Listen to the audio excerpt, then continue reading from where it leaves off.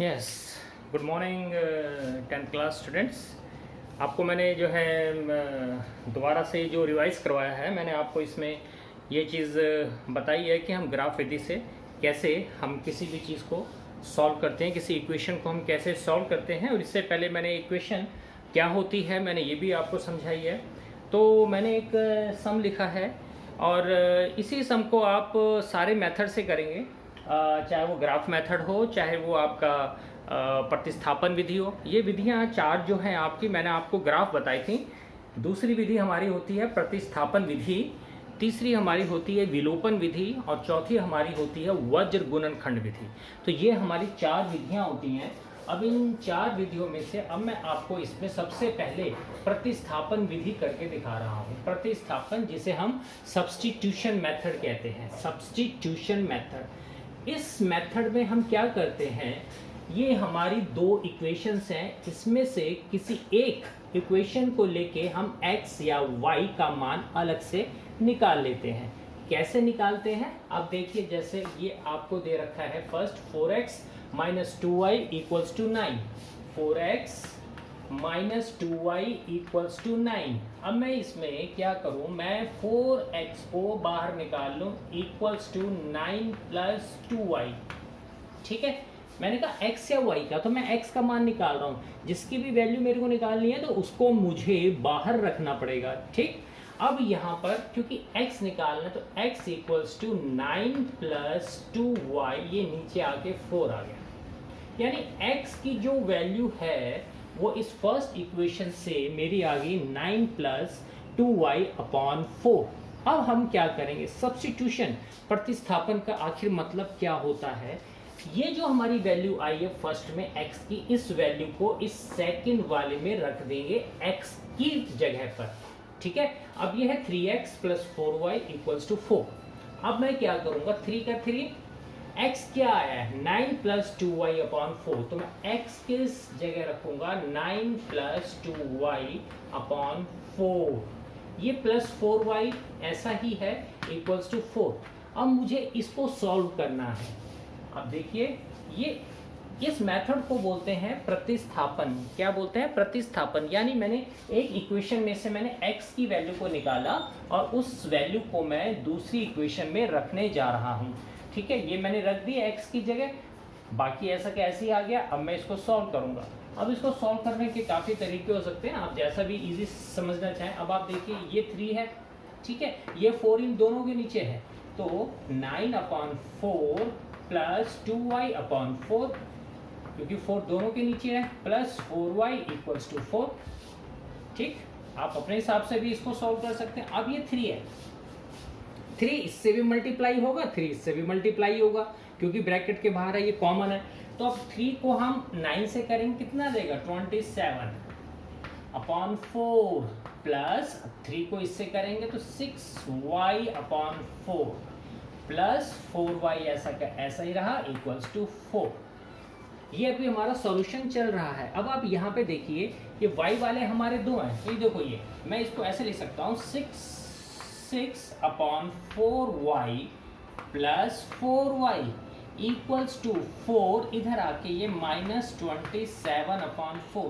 क्या किया, y और y को इकट्ठे रख लिया, और जो कांस्टेंट हमारे अचर पद थे वो हमने, जो हमारे नॉन कोफिशिएंट थे वो 4, और इधर आके ये जो 27 अपॉन 4 है ये हमारा माइनस में चला गया। ये नीचे कुछ नहीं होता है तो नीचे हम 1 लगा लेते हैं। ठीक है, अब हम इससे आगे करते हैं। ये इसका हम एलसीएम ले सकते हैं, नीचे कुछ नहीं है तो 1 लगा लो, इसका एलसीएम आ गया 4 आ गया।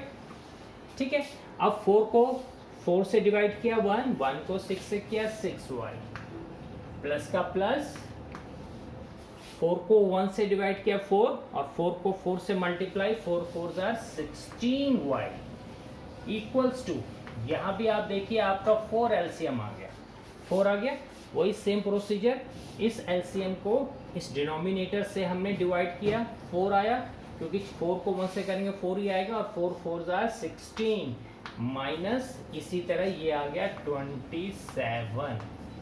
ये आपको तरीका पता ही है, जब भी हम एलसीएम लेते हैं तो एलसीएम को डिनोमिनेटर से डिवाइड करते हैं और डिवाइड करने पर जो आता है उसको ऊपर वाले से यानी कि न्यूमरेटर से मल्टीप्लाई कर दिया जाता है। अब ये 16 और 6 कितना हो गया 22 अपॉन 4y इक्वल्स टू, अब 27 में से 16 गए, 7 में से 6 गया 1 और 2 में से 1 गया 1 अपॉन 4 माइनस में आएगा क्योंकि बड़ा माइनस का है, और y इक्वल्स टू, क्योंकि हमें y की वैल्यू निकल रही है यहाँ से, y equals to minus 11 upon 4 multiply, इधर आके ये उल्टा हो गया तो 4 से 4 कट गया, 11 दूनी 22, तो y की वैल्यू आ गई -1 अपॉन 2। y की वैल्यू क्या आ गई -1 अपॉन 2। अब इस y की वैल्यू को आप इसमें या इसमें कहीं भी रख लीजिए, या इसमें कहीं भी रख लीजिए, आपका आंसर सेम आएगा। मैं इसको चलिए मैं इसमें रख रहा हूँ y की वैल्यू को, ठीक है, इस सेकंड इक्वेशन में। तो ये 3 का 3, x का x प्लस 4, y कितना आया -1 अपॉन 2 इक्वल्स टू 4, और यहाँ से 3x एक कट गया, 2 दूनी 4, क्या बचा प्लस -2 क्योंकि ये माइनस है इक्वल्स टू 4। अब मैं ये ब्रैकेट खोलूंगा तो ये -2 हो जाएगा, ठीक, और 3x इक्वल्स टू 4, इधर आके ये +2, तो कितना आ गया 3x इक्वल्स टू 6 और x इक्वल्स टू 6 अपॉन 3, 3 2 ज़ा 6, x की वैल्यू क्या आ गई 2, तो x की तो 2 आ गई, और हमारी y की क्या आई थी -11 अपॉन, ये सॉरी y की आई थी -1 अपॉन 2। ये हमारी दो वैल्यूज आ गई। देखिए ये प्रतिस्थापन विधि अच्छे तरीके से देखिए।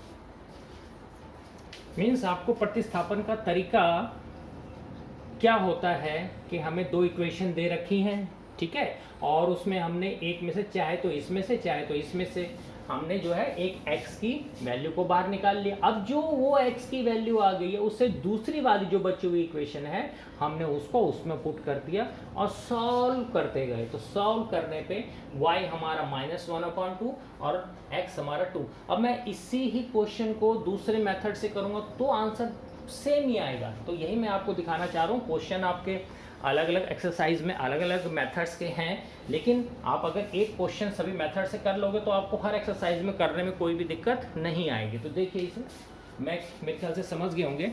मैं अब इसको अगले मेथड से कराना आपको शुरू करता हूँ, ठीक है। इसको मैं अब रब कर रहा हूँ। क्वेश्चन मेरा सेम रहेगा, आंसर आपने नोट डाउन कर ही लिया होगा। y इक्वल्स टू -1/2 और x इक्वल्स टू हमारा 2। अब मैं इसे विलोपन विधि से करूंगा तो आप समझ जाएंगे। ये मेरी थी प्रतिस्थापन विधि। कौन सी थी? प्रतिस्थापन, ठीक है। अब मैं इसे करूंगा विलोपन विधि से। तो देखिए अब मैं इसको रब कर रहा हूँ।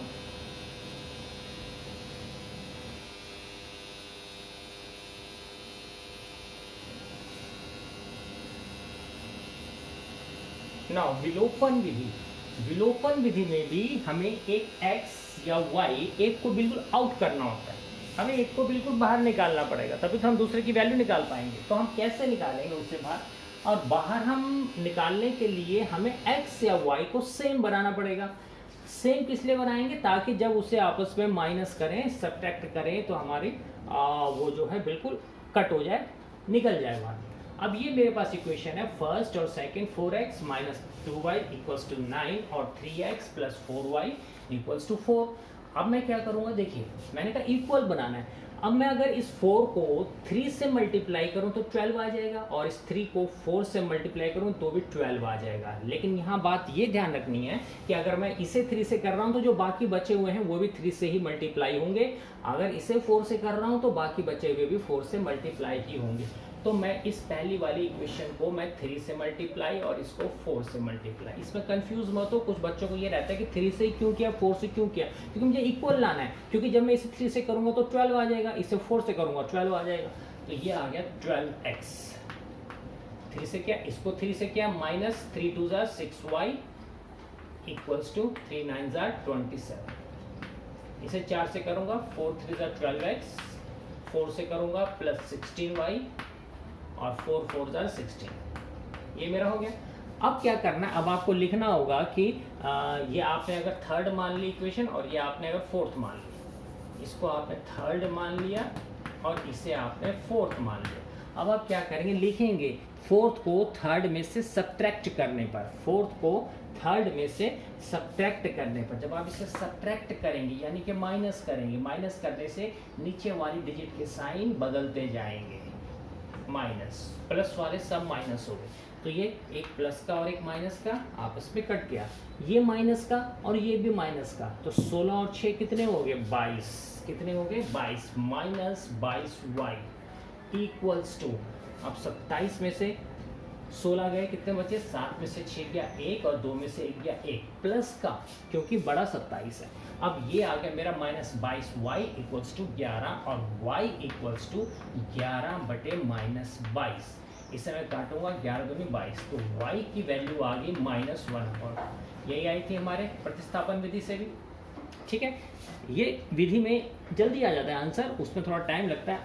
अब आपको पता ही है, मैंने पहले मेथड में भी आपको करके दिखाया है कि y की वैल्यू को चाहो तो इसमें चाहो तो इसमें सेम हो गया, एक आपकी y की वैल्यू आ गई है, इसमें कहीं भी रख लो आपकी जो है वो x की वैल्यू आ जाएगी। वो मेरे को दोबारा करके दिखाने की जरूरत नहीं है, अभी तो आपको समझना है कि प्रतिस्थापन विधि क्या होती है, विलोपन विधि क्या होती है, तो इससे आप इजीली समझ सकते हैं क्वेश्चन को सॉल्व करके। अब आप इसे कर लेंगे, इस लिखेंगे put the value of y in equation first और इक्वेशन सेकंड, आप किसी में भी रखिए, आपका जो है उसका आंसर आ जाएगा। अब मैं चल रहा हूँ सेम क्वेश्चन के लिए, जो हमारी चौथी विधि है वज्र गुणनखंड विधि। कौन सी विधि? वज्र गुणनखंड विधि। अब वज्र गुणनखंड विधि के लिए थोड़ा सा आपको समझने की जरूरत है, पहले भी समझाया है, देखिएगा जरा। वज्र गुणनखंड विधि आप लोग प्रैक्टिस करते रहेंगे तो आपको चीज़ समझ में आती रहेगी। मैंने आपको जो ये बताया था इक्वेशन वगैरह, अभी तक आपने एक्सरसाइज में से क्वेश्चन नहीं किए, तो यदि आपने किए होते तो आप मेरे को उसमें से करके दिखाए होते, आपने अभी उसको किया नहीं है। ठीक है, तो अब आप देखिए, इसको अब हम कर रहे हैं वज्र गुणनखंड विधि से। सबसे पहला काम होगा हमारा वज्र गुणनखंड विधि के लिए, इसको 0 के इक्वल रखना है। तो 4x minus 2y minus 9 equals to 0 और 3x plus 4y minus 4 equals to 0। यहाँ मैंने एक आपको फॉर्मूला बताया था, b1 upon b2 equals to c1 upon c2 equals to a1 upon a2 equals to b1 upon b2, ये मैंने आपको बताया था। और फिर मैंने कहा था इसको इससे मल्टीप्लाई, इसको इससे, इसको इससे, इसको इससे, यानी पहले इसको इससे ही करना है, पहले इसको इससे मत कीजिएगा, इसको इससे, इसको इससे। अब a1 b1 c1 क्या है? ये a1 हमें लिखना पड़ेगा, a1 कितना है 4, b1 कितना है -2 और c1 कितना है -9। इसी तरह a2 3, b2 इक्वल्स टू 4 और c2 है हमारा -4। यानी पहला काम हमने क्या किया कि पहले हमने इस इक्वेशन को 0 के इक्वल रख लिया, तो -9 इक्वल्स टू 0, ये -4 इक्वल्स टू 0, ये हमारा a1 हो गया, ये हमारा b1 हो गया और ये हमारा c1 हो गया, ये हमारा a2 b2 और c2 हमने वैल्यू लिख ली। a1 4 है, b1 -2 है और c1 -9 है। इसी तरह a2 हमारा 3 है, b2 हमारा 4 है और c2 हमारा -4 है। ठीक, अब इसको ध्यान में रखिए। ये अब हम क्या करें, यहाँ पे 3 चीज़ें लिख लें, x y 1, इस तरह करके लिख लीजिए ताकि सम करने में दिक्कत ना हो। पहले है b1 b2, तो b1 b2 ये रख, देखो इजी के लिए मैं आपको उसको अलग अलग ब्रैकेट में रख दूं ताकि आप समझ जाएं। लीजिए, अब आप इसको इजीली समझ सकते हैं। मैंने 3 बक्से बना दिए। पहले b1 और b2 है, तो b1 और b2 क्या है -2 और 4, यहाँ लिख दिया मैंने -2 और 4। ठीक, फिर c1 c2 है, ये क्या है -9 और 4, यहाँ लिख दिया मैंने -9 और -4। फिर a1 a2 है, A1 A2 4 और 3, तो यहाँ लिख दिया मैंने 4 और 3। ठीक, फिर है B1 B2, B1 B2 क्या है, -2 और 4, ये है मेरे पास। ठीक है, समझ गए। अब मैंने कहा इसको इससे मल्टीप्लाई, हिल गया। मैंने कहा इसको इससे मल्टीप्लाई, इसको इससे मल्टीप्लाई, इसको इससे, इसको इससे, इसको इससे, इसको इससे, तो मेरे को दोबारा xy1 लिखना पड़ेगा।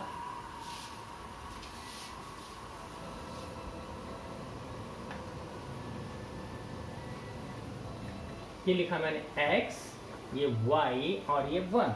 अब मैं -2 को -4 से करूंगा तो 4 दूनी 8, प्लस में 8 आएगा, 8। फॉर्मूले में माइनस होता है, 9 चौक 36, माइनस का 36। ठीक, अब -9 को इससे किया तो -27, गैप बना लीजिए ताकि आपको ध्यान रहे, ऐसे गैप बना लीजिए, -27। अब फॉर्मूले का माइनस और 4 चौक 16, माइनस का 16। ठीक, एक गैप बना लीजिए। अब 4 को 4 से किया 16, 4 4 16, फॉर्मूले का माइनस, -6, 2 तिया 6, -6। ठीक है, अब आप देखिए ध्यान से, ये x फिर से लिखिए, ये y फिर से लिखिए, 1 फिर से लिखिए। ये माइनस माइनस प्लस होता है, तो 36 और 8 कितना हो गया, 36 और 4 40 और 4 44, ये आ गया 44 आ गया। यहाँ पे देखिए ये -27 है और ये प्लस हो जाएगा 16, तो 27 में से 16 गए, कितना बचा, 27 में से 16 गए, 7 11 बचा ना 11, तो यहाँ आ गया 11। अब ये प्लस में आएगा या माइनस में, माइनस में आएगा क्योंकि बड़ा वाला हमारा माइनस का है। ठीक है, अब 1 के नीचे यहाँ देखिए 16, माइनस माइनस प्लस, 16 और 6 कितना हुआ, 22, ये मेरा हो गया 22। ठीक है, अरे क्यों हिल रहा है।